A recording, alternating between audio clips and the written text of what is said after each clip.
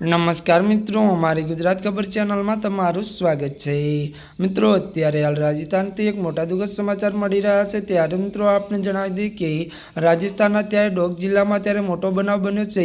બનાસ નદીમાં નાવા ગયેલા 11 લોકોના પાણીમાં વહેવાથી ડૂબી ગયા હોવાનું સામે આવ્યું છે। આ અંગે ત્યારે પોલીસ અધિકારીએ વિકાસ સાંગવાએ જણાવ્યું હતું કે કહ્યું કે ત્યારે આ ઘટનામાં 8 લોકોના મોત થયા છે। જિલ્લા પ્રશાસન અને પોલીસ ઘટના સ્થળે પહોંચીને રેસ્ક્યુ ઓપરેશન શરૂ કરી દીધું છે। 3 લોકોની શોધખોળ હજુ ચાલુ છે। મળતી વિગતો અનુસાર મિત્રો વધુ આપને એ પણ જણાવી દઈએ કે ત્યારે મિત્રો વાત કરવામાં આવે તો સ્થાનિક તરવૈયાઓની મદદ અને ડિઝાસ્ટર મેનેજમેન્ટ મદદથી નદીમાં સર્ચ ઓપરેશન ચલાવવામાં આવી રહ્યું છે। નદી પાસે રહેતા લોકોને સાવધાન રાખવાની અપીલ પણ કરવામાં આવી રહી છે।